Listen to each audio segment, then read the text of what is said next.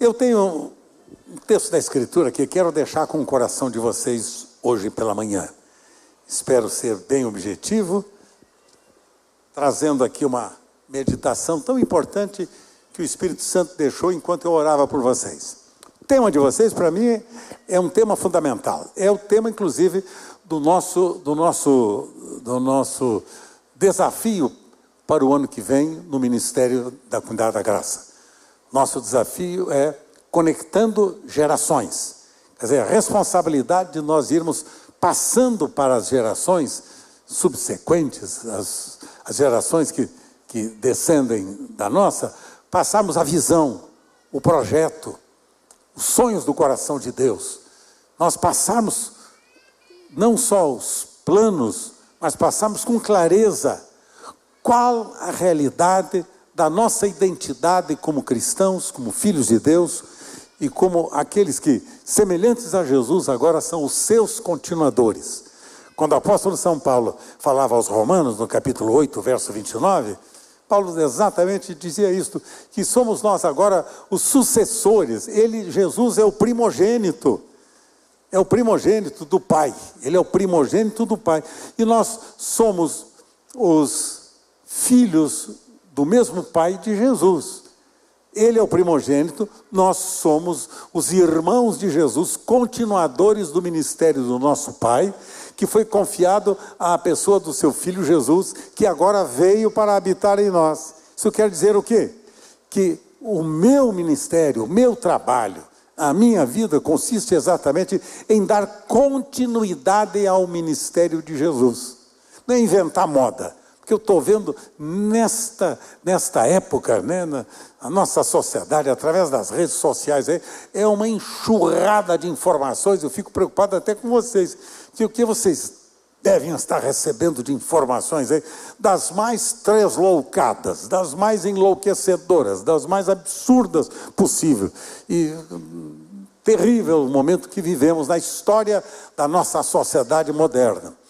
E diante deste quadro de tanta confusão na sociedade moderna, quem é você? Quem é você? Quem é você? Qual é a sua identidade? Porque quem sabe da sua identidade, sabe exatamente do seu destino. Quem sabe quem é, sabe para onde vai, sabe o que deve fazer, sabe o que deve agora realizar.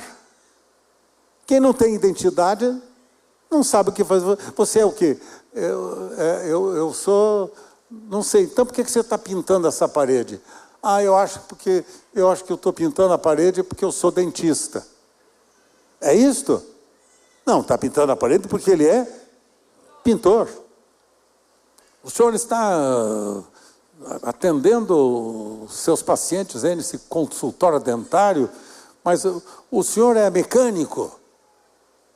Não, mas é que, não sei, eu estou aqui vendo se eu consigo ser dentista. Mas o senhor é o quê? Eu sou mecânico. Então, quem não sabe quem é, e hoje em dia, vocês podem notar que essa é uma realidade, quem não sabe quem é, não sabe o que deve fazer, não sabe desenvolver a sua identidade. Sou cristão. Ótimo. Como cristão, qual é a responsabilidade de um cristão? Simples a responsabilidade de um cristão. Quando os primeiros discípulos de Jesus, que haviam saído de Jerusalém por causa da perseguição, grande perseguição lá no primeiro século, lá no início da igreja de Jesus, que havia sido batizada com o Espírito Santo, cheia do Espírito Santo, e que agora começava a viver em relacionamentos de amor e de serviço, evangelizando, abençoando. Agora eles fogem, por causa da perseguição, fogem e vão até Antioquia da Síria, uma região ali vizinha de Israel. Fogem até Antioquia. Chegaram lá em Antioquia, sabe o que o pessoal de Antioquia falava deles? Sabe o que o pessoal de Antioquia, da cidade de Antioquia, falava dos nossos irmãos que haviam sido cheios do Espírito Santo, que estavam vivendo em amor? que estavam vivendo em relacionamentos significativos, como família de Deus neste mundo, sabe o que é que as pessoas da cidade falaram? Ali estão os cristãos. Foi pela primeira vez na história que aquelas testemunhas de Jesus foram chamadas de cristãos. Porque o que significa a palavra cristão? A palavra cristão, na sua raiz, na sua etimologia, ela significa os parecidos com Jesus. O que significa? Cristãos não era a designação de uma seita religiosa. E aqueles adeptos daquela seita religiosa agora tomavam o nome de cristãos. Eu sou de uma igreja que tem aqui na minha região, e esta igreja, eles creem em Jesus, então eu sou cristão porque lá eles creem em Jesus. Não, eles são cristãos porque eles andam como Jesus, amam como Jesus, são santos como Jesus, são piedosos como Jesus, são cheios de amor como Jesus, eles são parecidos com Jesus. Dá uma olhada na vida deles. Os parecidos com Cristo. Quem são? Os parecidos com Cristo. Quando eu falo sobre isso, gosto sempre de perguntar: o que é que você acha da pessoa que está do seu lado? Dá uma olhadinha nela. O que é que você achou? Simpática? Dá uma olhada para a moça aqui do lado, cara.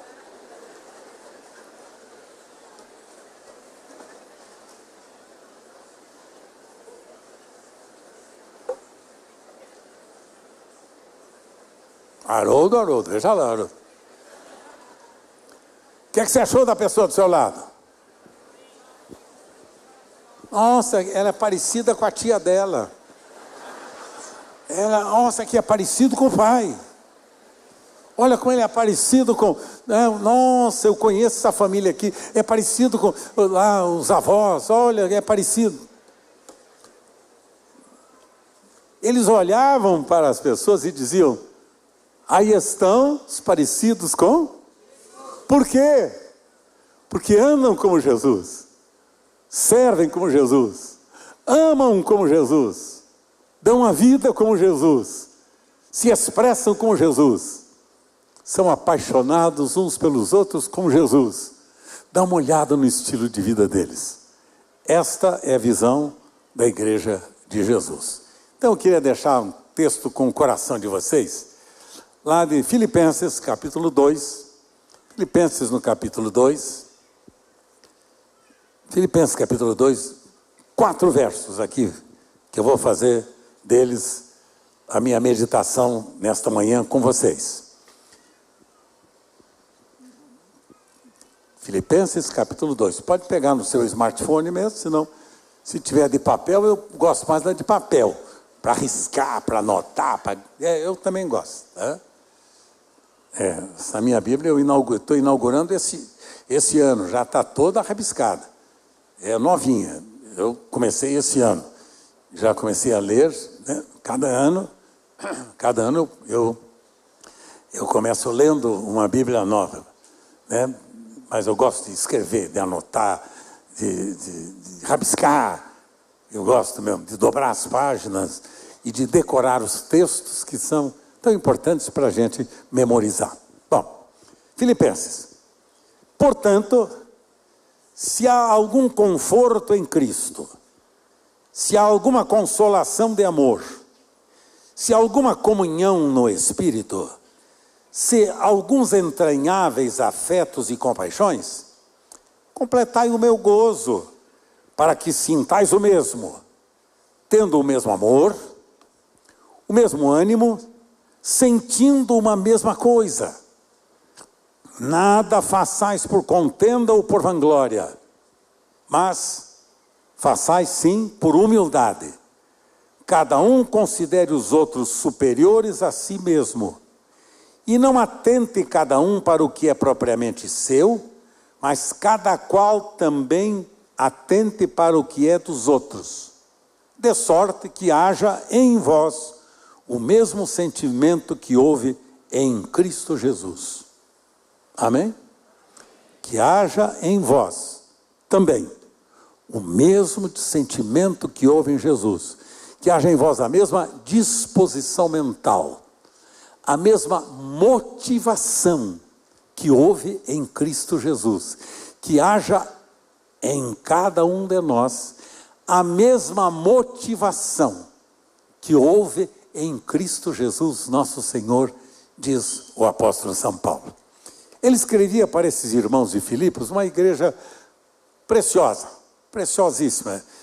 Paulo havia estado preso em Roma, e nesta época presume-se que quando ele escreveu esta carta aos Filipenses, ele estava na prisão lá em Roma, sofrendo as pressões, as dificuldades de uma prisão, e ele estava ligado, o coração dele estava ligado em amor com as pessoas que ele havia falado da graça de Jesus para elas.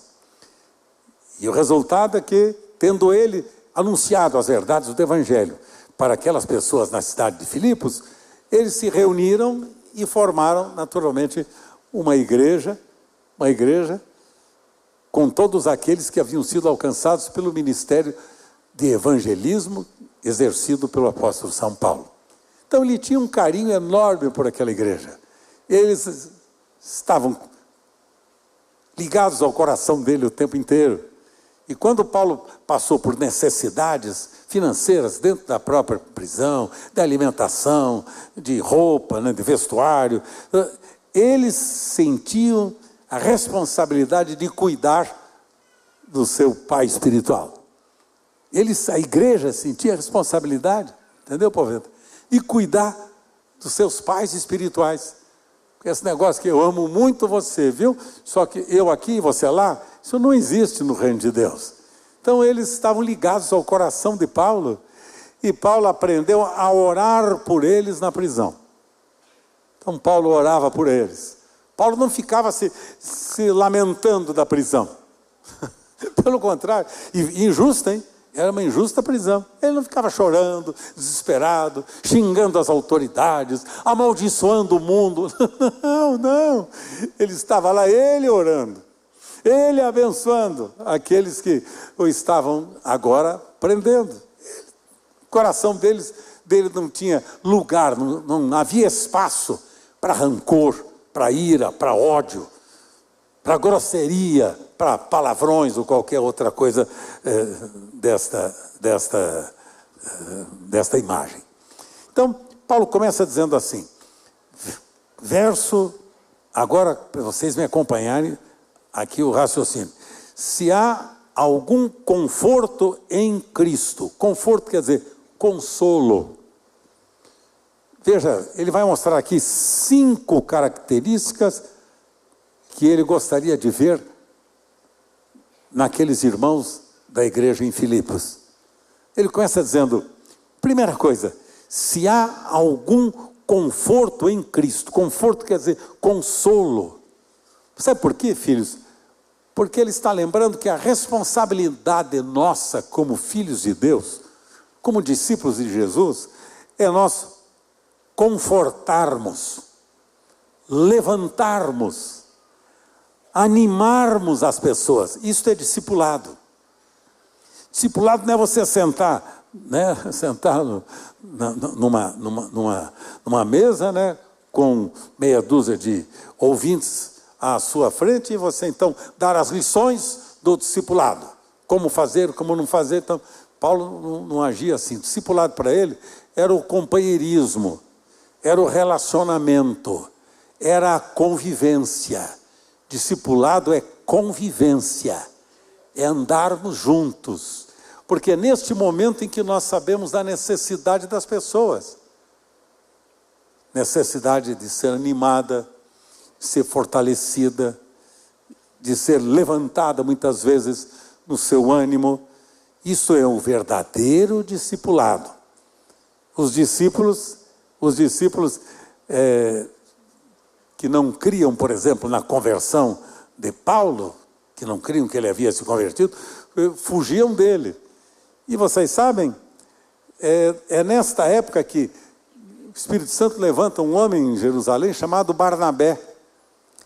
É Barnabé, eu diria, o primeiro discipulador de Paulo. Que Barnabé vai, quando todo mundo rejeitava Paulo, com medo, achando que ele poderia ser um assassino que viria para matá-los, porque Paulo, antes de se converter, perseguia os cristãos. Então eles achavam que ele ia fazer a mesma coisa, se afastavam dele, tinham medo dele. Não, ele é bandido, vai nos matar também, ele vai nos perseguir. Sabe quem foi que foi andar com Paulo? Um tal de Barnabé. Barnabé, o pai da consolação. Quer dizer, um coração amoroso, pronto para estar ao lado do seu irmão, para fortalecê-lo na fé, para ajudá-lo na fé, para ajudá-lo no momento das fraquezas. Deixa eu só perguntar uma coisa a vocês. Quantos de vocês, por acaso, que estão aqui hoje, já sentiram no coração tristeza? Quantos sentiram? Ficaram tristes? É mesmo? Vocês todos? Nossa! Quantos de vocês estando aqui hoje já sentiram desânimo? Meu Deus do céu, é todo mundo? Que coisa horrível! Todos nós. Quantos de vocês estão aqui já choraram angustiados? Mas, nossa, o que é que está havendo com essa igreja? Não estou entendendo isso. Porque esta é uma igreja normal, que reúne pessoas normais, como eu e você. Agora, pergunto,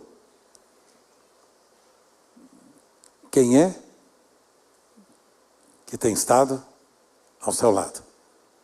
Jesus ensinou: alegrai com os que se alegram, chorai com os que choram. Quem esteve ao seu lado? Quem esteve ao seu lado? Chorando com os que choram. Não é dando palpite, porque tem gente que gosta de dar palpite. Tem um pavor disso, viu? Os caras que gostam de dar palpite na vida do outro, não dá palpite na vida dele, gosta de dar palpite na vida do outro. Se eu fosse você, eu fazia assim. Olha, aquele teu marido lá tá batendo em você. Olha, um conselho, melhor você pegar um pedaço de pau e dar na cabeça dele. Conselheiro efetivo, fantástico. Né? Então, pergunto a você, Paulo está dizendo, uma das características da igreja de Jesus é que há solidariedade. Eu sei quem pode estar comigo quando eu estiver triste. E não é todo mundo, não. Não é todo mundo, não. Há pessoas que o Senhor destaca para estarem conosco. Quantas vezes eu precisei ser consolado. Mas quero dizer para vocês, às vezes as pessoas me olham assim, o Carlos Alberto é o fundador, olha que maravilha, ele é intocável. Não, eu também sinto dores. Vocês sabiam que eu também tenho fome? Quando chega meio-dia e pouquinho, eu tenho vontade de me alimentar. Sabiam? Vocês sabiam que eu duro uma noite? Sabiam que eu duro uma noite? Que há pessoas que acham assim, não, esse cara é o super-homem. Não, eu também sinto medo, eu também passo por tristezas, eu também choro, eu também fico sensibilizado com determinadas situações da minha vida, da minha família, da minha casa. Sou uma pessoa normal. Agora, você imaginou eu andando sozinho? Não tente andar sozinho. Porque não é bom que o homem esteja só. Isso é um princípio bíblico. Então Paulo diz assim, se há algum consolo, se há alguém para levantar seu ânimo, alguém para fortalecer você, alguém que de fato possa sentir a sua mesma dor, esteja ao seu lado, não para dar palpite. Às vezes, sabe para quê? Para ficar calado. Só para colocar a mão no ombro e dizer, amo você. Estou com você. Há casos assim, você já notou? Há casos que, se a gente der palpite, pode estragar. Então não é para dar palpite. E agora está uma mania de fazer cursos aí de psicologia aplicada, de neurociência por aí afora, para aplicar, para tentar, ver se consegue melhorar o aconselhamento. O melhor aconselhamento é esse: chorai com os que choram. O melhor aconselhamento é esse: sentir as mesmas dores e orai, pois, uns pelos outros. Para quê? Para quê? Sareis. Orai, pois, uns pelos outros, para que sareis. Segunda característica da Igreja de Jesus, que nós somos os continuadores dela, pessoal. Nós somos os continuadores, nós somos a geração de continuadores. Vocês vão continuar aquilo que o senhor, há 50 e tantos anos atrás, começou na minha vida. 56 anos atrás começou na minha vida. Vocês agora são os continuadores. Aquele que começou em vós uma boa obra, há de aperfeiçoá-la até o dia do seu Filho Jesus. E aí diz o apóstolo São Paulo, se há, pois, lá no verso primeiro ainda, se há alguma consolação de amor, se há alguma comunhão do Espírito, agora veja bem, agora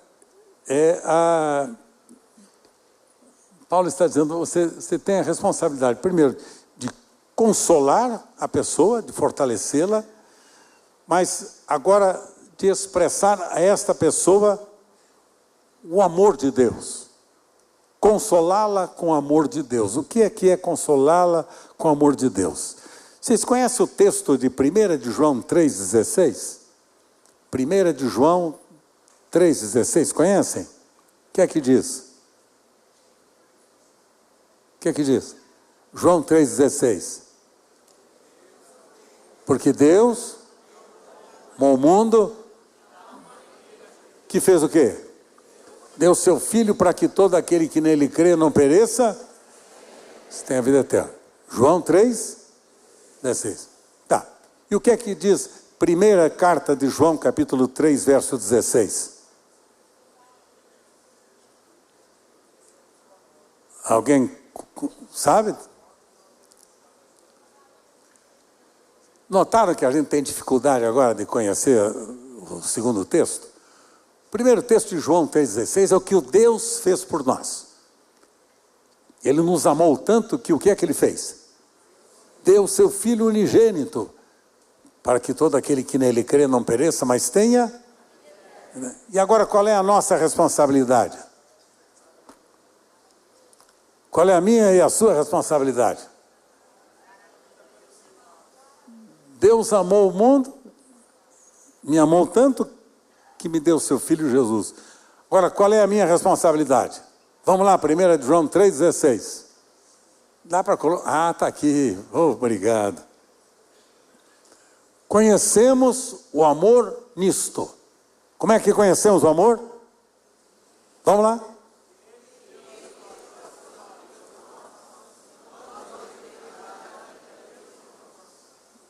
Vamos repetir? Como é que a gente conhece o amor? Logo devemos dar a vida pelos irmãos. Veja bem, a gente gosta do João 3,16, né? Deus me amou tanto que me deu o seu Filho Jesus. Eu sou amado, Deus me amou e me deu Jesus. Tá, e agora você, qual é a sua parte? Agora, o amor é conhecido pela maneira como eu dou a minha vida pelo meu irmão. Segundo aspecto da Igreja de Jesus. Primeira tem consolo, fortalecimento, ânimo. Segunda tem amor. Amor quer dizer serviço. Amor quer dizer serviço. Amor não é uma emoção que produz alguns arrepios nas costas. Não. Amor é os joelhos dobrados, toalha no braço e bacia com água. Isso é amor. Amor é dar a vida pelos... Quer dizer, interessar-se pelo meu irmão, dar a vida por ele, quer dizer, eu tenho interesse nele, eu tenho interesse em ajudá-lo, eu tenho interesse em conhecer a sua crise, a sua necessidade, eu tenho interesse de participar das lutas que ele está vivendo e dar a minha vida por ele. Dar a vida significa dar o quê? Meu tempo, minha atenção, meu cuidado, meu companheirismo, minha amizade, e tem mais uma coisa fundamental: colocar a mão no bolso e dar o dinheiro que ele precisa. Que muitos estão passando por crises e necessidades, momentos difíceis da sua vida financeira, e a gente passa, olha para o irmãozinho e fala: Deus te abençoe, meu irmão. Ele está dizendo: e como é que eu vou almoçar hoje? Deus te abençoe, viu? Você é muito precioso. Jesus te ama. Me abraça você. Nisto conhecemos o amor. Ele deu a sua vida por nós, logo nós devemos dar a vida pelos... Lhe pergunto uma coisa. Se você tem na sua casa um prato de arroz com feijão, para você, aí chega na sua porta e bate na sua porta alguém que disse: eu não tenho nada para comer, pode me oferecer alguma coisa? Você tem um prato de arroz e feijão só para você. O que é que você faria? Peraí, vamos dividir, metade para mim, metade para você. Não é assim que a gente faz? Vamos dividir. Você mata a sua fome, eu mato a minha e está tudo resolvido. Não é assim que é melhor? Quantos acham melhor dividir o prato de arroz com feijão? Vamos dividir? Levante a mão. Muito bem. Todo mundo errado.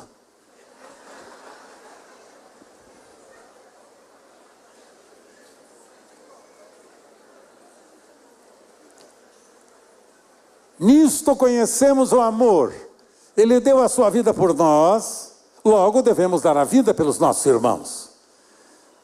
Então, o que é isto? Eu tenho um prato de arroz e feijão só, mas ele não tem nada. O Senhor disse: agora você dá a vida por ele, dá vida pelo seu irmão. O prato de arroz com feijão que você tem é para ele. E eu fico sem nada. Fique tranquilo que ele vai cuidar de você. Vai cuidar de você. Mas a Escritura manda dar a vida pelo irmão. Que a gente pensa isso. Metade para mim, metade para você. Acha que eu vou passar com fome também? Eu não. Quero nem saber. O problema é dele. Meio para ele, meio para mim. E olhe lá, hein? Não acha ruim que fica 2 colheradas só para ele. Tá? Nisto conhecemos o amor.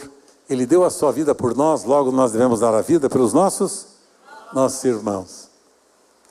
Houve época na comunidade sede, há muitos anos atrás, em que falávamos sobre esse assunto, que para mim é um assunto básico da vida cristã, né? Essa é a base da nossa fé e da nossa teologia, né? E nós falávamos sobre isso. E sabe como é que a gente fazia lá na sede? Muitas reuniões, talvez alguns de vocês devem lembrar disso, que estavam lá comigo, mas a gente, na hora do ofertório, fazia o seguinte: colocava uma mesa aqui à frente, mesa aqui na frente, e dizia para as pessoas: venham depositar as suas ofertas aqui sobre essa mesa. Então as pessoas vinham, não tínhamos as sacolas, nem o Pix, né? Nada disso. Venham trazer as suas ofertas aqui sobre a mesa.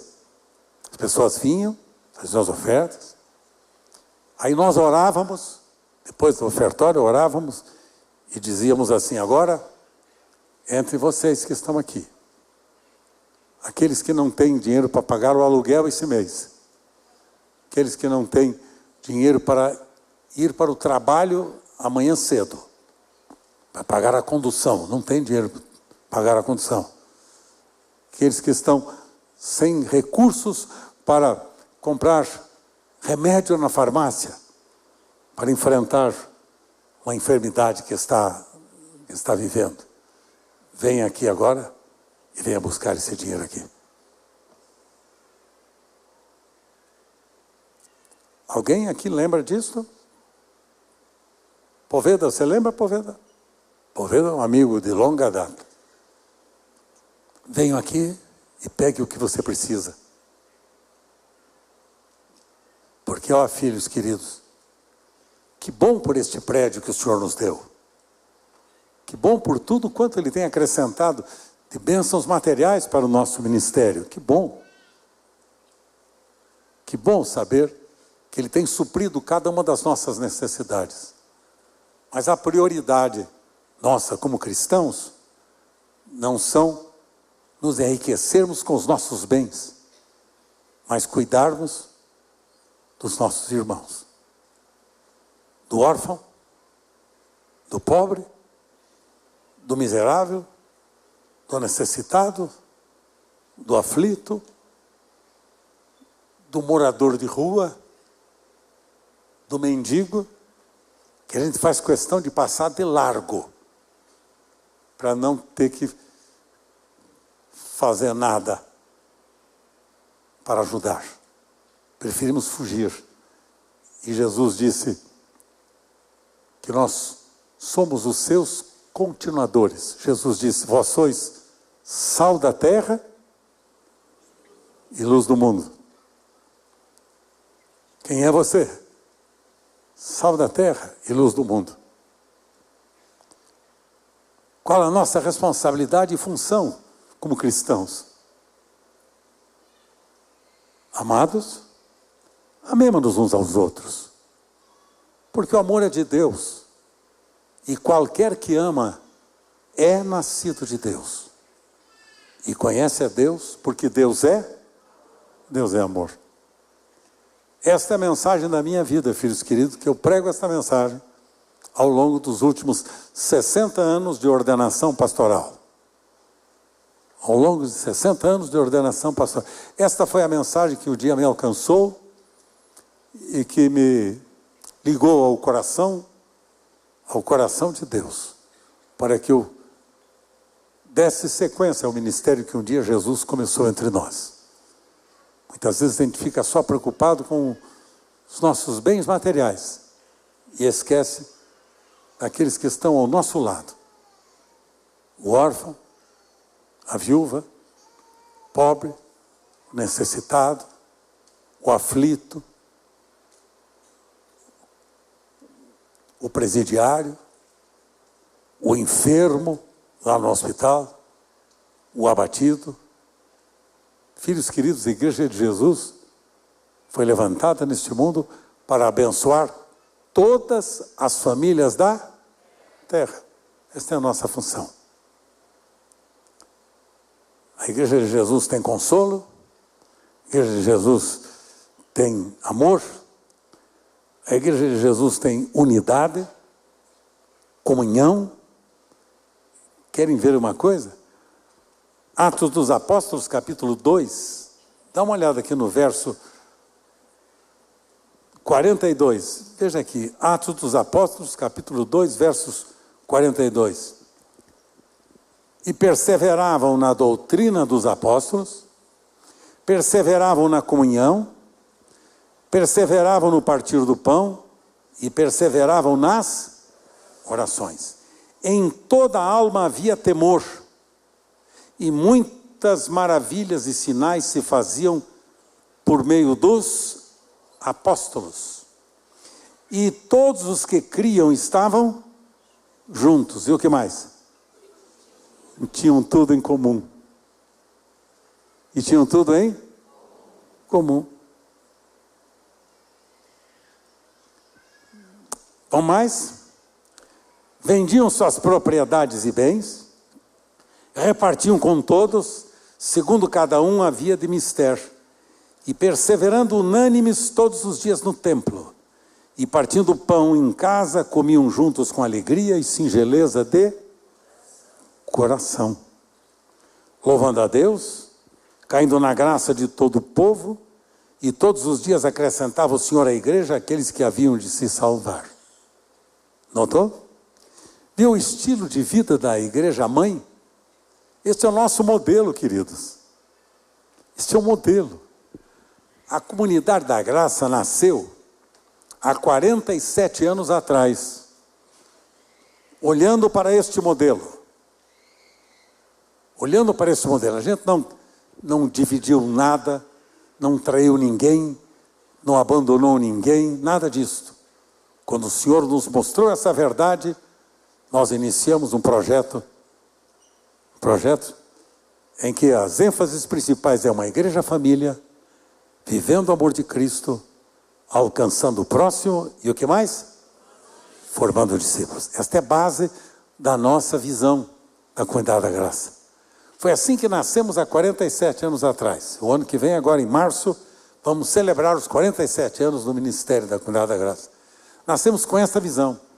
E este texto da Escritura foi um daqueles que era a base do nosso ministério, que vocês são continuadores, que nós somos os continuadores dessas verdades, dessas experiências. É isso que nós vamos dar continuidade ao Senhor, das experiências, das verdades que um dia Ele nos deu, na unidade da fé, na unidade do Espírito e na unidade do corpo de Cristo, unidos, produzindo estas verdades no coração de um povo que tanto carece da graça de Deus. A igreja de Jesus é um modelo para este mundo, sal da terra e luz do mundo. Agora veja, como é que os estranhos lá de fora veem a gente? Falem para mim. Os estranhos, como você vai às vezes falar com o seu vizinho, com o seu colega de trabalho, como é que as pessoas veem hoje em dia os evangélicos no Brasil? Como é que eles veem? Grupos divididos. Grupos divididos. Divisão, brigas, competições, glória pessoal, poder, fama, dinheiro, riquezas. Dias atrás saiu pela internet, vocês devem ter visto, mas saiu uma lista dos 10 pastores mais ricos do Brasil. 10 pastores mais ricos do Brasil. Os 10. Fantasticamente poderosos e ricos. E a gente fica envergonhado, muitas vezes, de pensar: o que fizemos com esta riqueza? Acumulamos com bens, com benefícios pessoais, com posição, com glória humana, com carrões caros, com casas fantásticas, luxuosas. O que fizemos?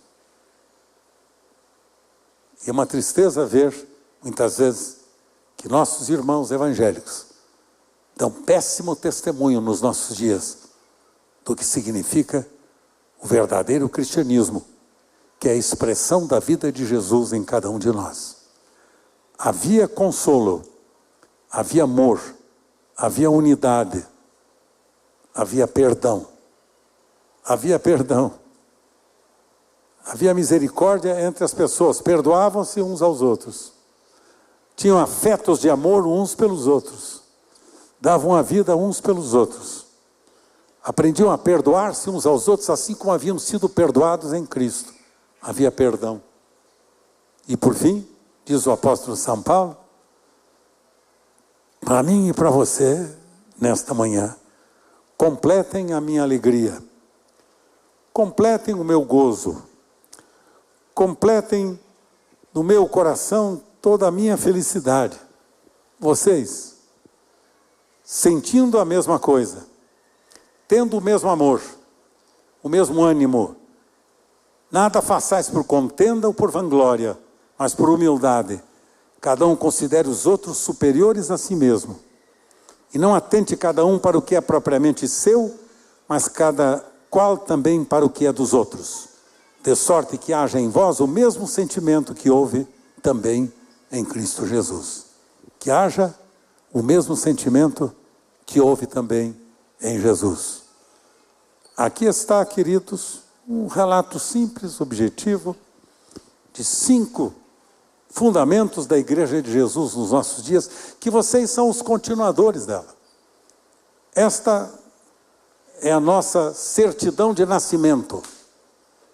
Esta é a certidão de nascimento da comunidade da graça. Nós nascemos com este DNA. Este é o nosso estilo de vida e de ministério. Esses são os nossos projetos. A igreja onde tem discipulado verdadeiro, consolo, conforto, ânimo, que tem amor, que doa, que serve, que dá a vida pelo irmão, tem unidade, tem comunhão do Espírito, tem a comunhão da fé, tem a comunhão nos desafios espirituais da própria vida, que tem a misericórdia. Da mesma forma que fomos perdoados, perdoamos uns aos outros também. E o resultado é esse, Paulo está dizendo, vocês completem a minha alegria, vivendo desta forma. E eu diria nesta manhã, ousadamente usando a expressão de Paulo, completem a minha alegria, dando continuidade a esses princípios fundamentais da vida da Igreja de Jesus, da história da comunidade da graça e da minha e da sua vida como filhos de Deus nesses dias para a glória do seu Filho Jesus.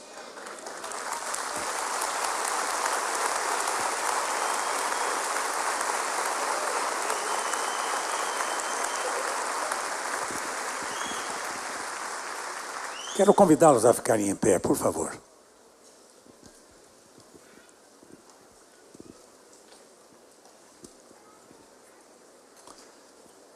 Vou pedir uma gentileza a você.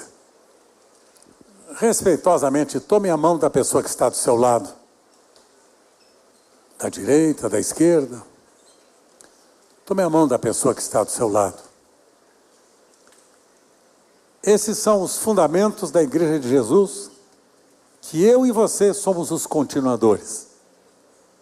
Fomos chamados para darmos continuidade ao ministério que Jesus começou entre nós. Somos os discípulos de Jesus.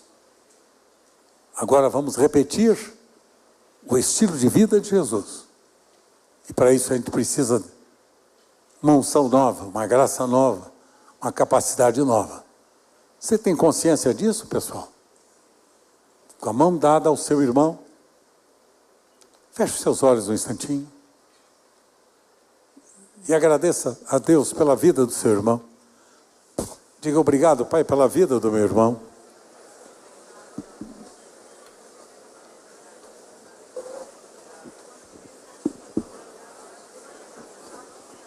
Obrigado, Senhor, pela vida do meu irmão.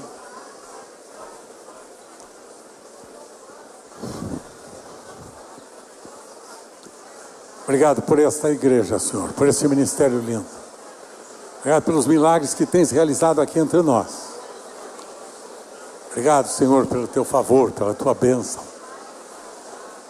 Obrigado, Senhor, por tudo que tens realizado aqui. Obrigado, Senhor, por teu cuidado enorme, imenso, Senhor, por nós, teus filhos. Sejas louvado, Senhor, sejas louvado por tudo.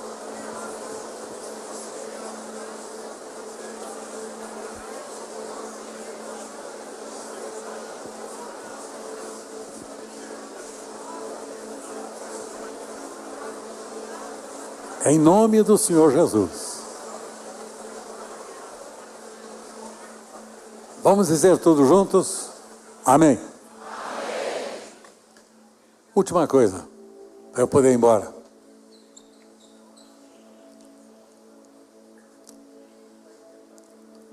Última coisa. Pergunte para a pessoa que está do seu lado se você pode servi-la em alguma coisa.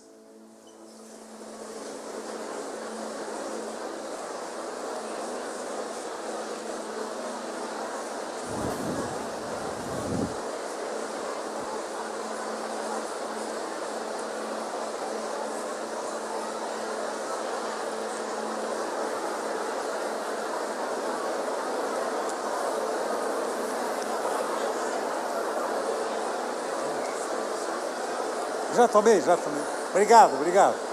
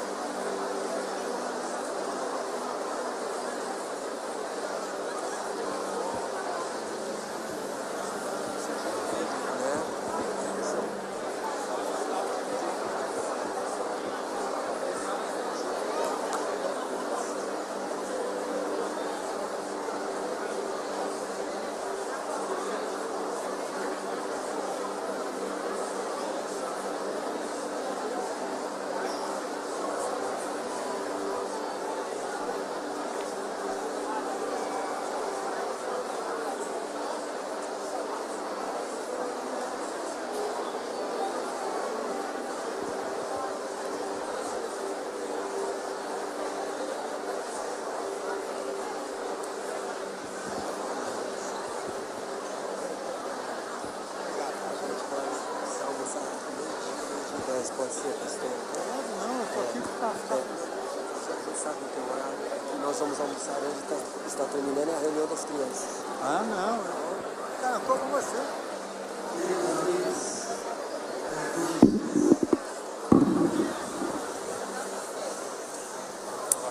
Fica aqui, fica aí, pô. Dá para ficar um pouco mais? Vamos cantar, ajudar aí, pô. No sentido...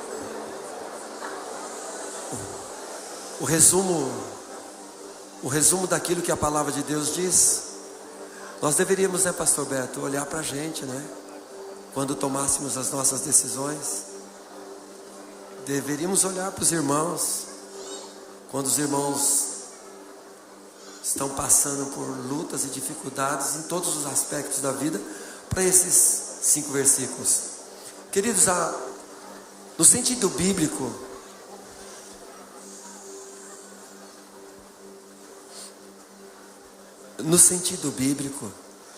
a palavra comunidade significa a união de pessoas que compartilham a mesma fé em Jesus Cristo. Começa com o novo nascimento, né, pastor? Formando um corpo onde há comunhão. Então, para esse corpo se expressar, precisa haver crescimento, né, pastor? A morte do ego, né? O levar a cruz de Jesus todos os dias. Um corpo onde há comunhão, apoio mútuo e partilha de vida, tanto nas alegrias quanto nas dificuldades. E é isso a gente consegue viver nos grupos menores, né, pastor? Não daria para se fazer, conhecer. Por isso que nós temos a igreja de 2 asas. Aqui é uma asa onde nós recebemos os desafios, os ensinos. Na célula, no grupo menor, a gente compartilha, nos conhecemos e servimos uns aos outros em amor, não é isso?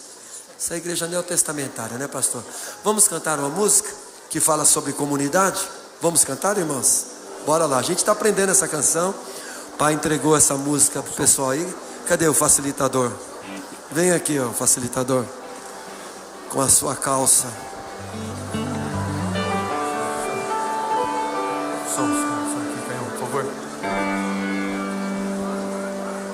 Vamos lá, gente, irmãos. A gente não conhece tanto ainda a canção, estamos aprendendo, mas a gente fica com o olho ali na tela e o outro no irmão. Amém? Porque nós somos o corpo de Cristo, unidos pelo Senhor. Amém? Amém? Vamos aplaudir a Jesus com alegria. Pessoal, nós vamos cantar essa música da comunidade. Eu peço para você ficar até o final, porque você é João amado, você não sai antes. E depois nós vamos cantar uma música que ela retrata a confissão da história do pastor Carlos Alberto sobre o que é a igreja, tá bom? Então nós vamos cantar a comunidade e depois a igreja vem, tá bom?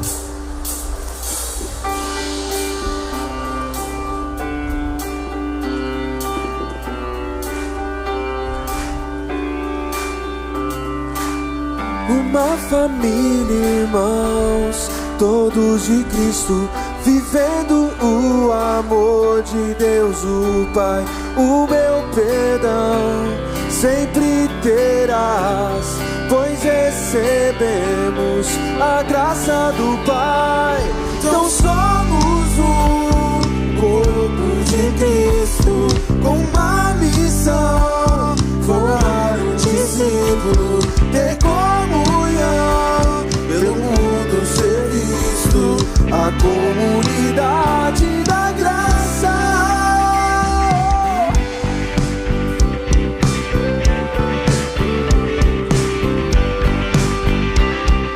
Amigo, cante. Amigo, uma só fé é o que nos move, uma aliança eterna em Cristo. O meu perdão sempre terás, pois recebemos a graça do Pai. Então somos o corpo de Cristo, com uma missão, formar um discípulo, ter comunhão, pelo mundo ser visto, a comunidade da graça. O corpo de Cristo, com uma missão, formar um discípulo, ter comunhão, pelo mundo ser visto, a comunidade da graça.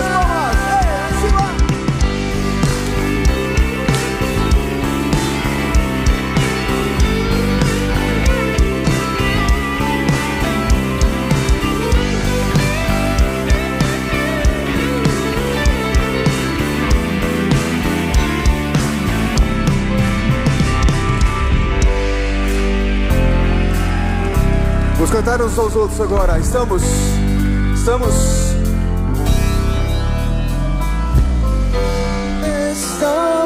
juntos até o fim, na unidade do Espírito, continuadores de um legado, pra glória dele vivemos. Estamos juntos até o fim, na unidade do Espírito, continuadores de um legado, pra glória dele vivemos. Estamos juntos até o fim, na unidade do Espírito, continuadores de um legado, pra glória. A última vez, estamos juntos, estamos juntos até o fim, na unidade do Espírito, continuadores de um legado, pra glória dele vivemos, pra glória dele vivemos, pra glória. Levanta as suas mãos, declare pra glória, pra glória dele vivemos, pra glória dele vivemos, pra glória dele. Vamos aplaudir a Jesus com muita força.